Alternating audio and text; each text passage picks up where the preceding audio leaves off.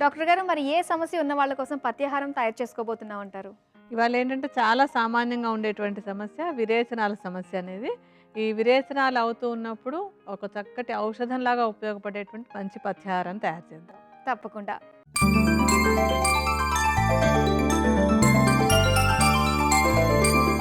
మరి విరోచనలు తగ్గించే పథ్యాహారం తయారు చేసుకోవడానికి కావాల్సిన పదార్థాలేంటో చూద్దాం. వరి పేలాలు, మాని పసుపు, చందనం, వట్టివేర్లు, చక్కెర. కావాల్సిన పదార్థాలేంటో చూసారు కదా. ఇప్పుడు ఏ విధంగా తయారు చేసుకోవాలో డాక్టర్ గారిని అడిగి తెలుసుకుందాం. మరి డాక్టర్ గారు స్టార్ట్ చేద్దామండి. అలాగేనమ్మా.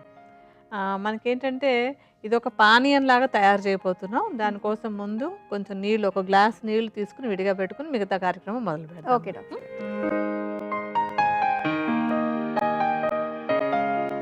ఇప్పుడు మనం ఇందులో వేయబోయేటువంటి పదార్థాలన్నీ ఒక్కొక్కటే ఎందుకు వేస్తున్నామో తెలుసుకుంటూ తయారు చేద్దాం.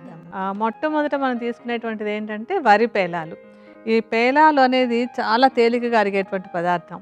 ఎందుకంటే మనకి ఈ ప్రాసెసింగ్లో మనం చూస్తేనే మనకు తెలిసిపోతుంది ఇది ఎంత ఈజీగా అరుగుతుంది అనేటువంటిది. చాలా లైట్గా ఉంటుంది. దీనికి విరేచనాలు తగ్గించేటువంటి గుణం కూడా చాలా బాగుంటుంది అన్నమాట. ఈ వరి పేలాలను తీసుకొచ్చి వీటిని మిక్సీలో ఒకసారి తిప్పేసుకుంటే మెత్తటి పిండిలా వచ్చేస్తుంది. ఆ పిండిని మనం ఒక 4 చెంచాల పరిమాణంలో మొట్టమొదట తీసుకుందాం.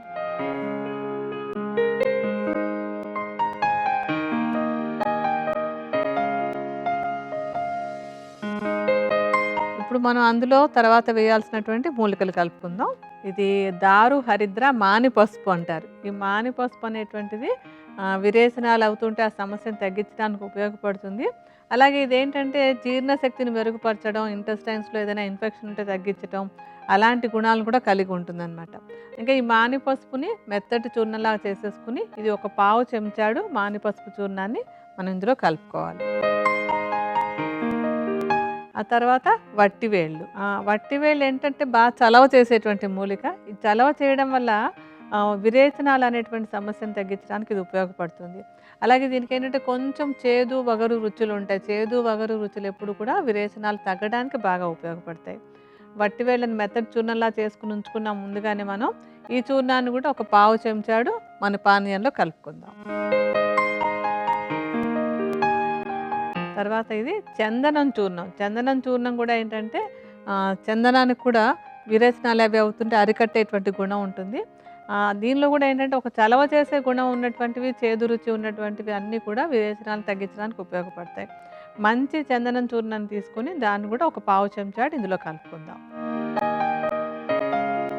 ఇప్పుడు మనం ఇందులో 3 రకాల చూర్ణాలు వేసుకున్నాం. మాని పసుపు చూర్ణం ఒకటి వేసుకున్నాం, తర్వాత చందనం వేసుకున్నాం, తర్వాత వట్టివేళ్ళ చూర్ణం వేసాం. దీనిలో ఇప్పుడు కొంచెం చక్కెర కూడా కలుపుకుందాం. ఈ చక్కెర ఏంటంటే ఒకటి టేస్ట్కి, అలాగే విరేచనాలు అవుతూ ఉంటే వచ్చే నీరసం తగ్గడానికి కూడా బాగుంటుంది. అండ్ చక్కెర కూడా చలవ చేస్తూ విరేచనాలను ఆపేటువంటి లక్షణం కూడా ఉంటుంది. చక్కెరని కాస్త ఎక్కువగా ఒక 2 చెంచాల పరిమాణంలో కలుపుకుందాం. వీటన్నిటిని బాగా కలిపేసుకుంటాము.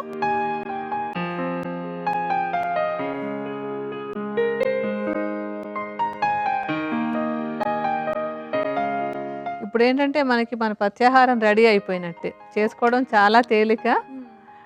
అందులో ఉండేటువంటి పదార్థాలన్నీ కూడా చక్కటి సుగంధ ద్రవ్యాలు ఎక్కువ ఉన్నాయి మనకి. ఇందులో వట్టివేళ్ళు కానివ్వండి, చందనం కానివ్వండి, ఒక మంచి వాసన, తాగుతూ ఉంటే కూడా ఒక హాయిగా అనిపిస్తుంది. అలాగే పేలాలు ఏంటంటే ఎనర్జీ ఇవ్వడానికి బాగా ఉపయోగపడతాయి. అలాగే పేలాలు విరేచనం ఆపడానికి ఉపయోగపడతాయి. తీసుకోవడము తేలికగా కూడా అరుగుతుంది ఇది. చాలా సులువుగా చేసుకోవచ్చు. ముఖ్యంగా ఏంటంటే వాతావరణం చేంజ్ అయినప్పుడల్లా కూడా చాలా మందికి విరేచనాలు అవుతుంటాయి. మరి ఎండాకాలంలో విరేచనాల సమస్య చాలా కామన్.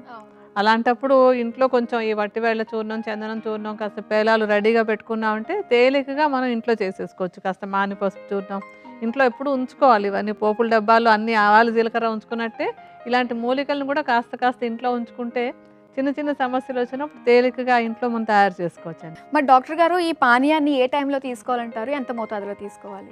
అంటే ఇప్పుడు విరేచనాల సమస్య ఉన్నటువంటి వాళ్ళు ఎప్పుడైనా సరే ఒక గ్లాస్ పరిమాణంలో ఉదయం ఒకసారి, మధ్యాహ్నం ఒకసారి, సాయంత్రం ఒకసారి అవసరాన్ని బట్టి, అంటే ఎక్కువ తీవ్రంగా ఉంది అనిపిస్తే 3 పూట్ల లేదంటే 2 సార్లు ఈ పానీయాన్ని తీసుకున్నట్టయితే కనుక తేలికగా విరేచనాల సమస్య తగ్గిపోతుంది.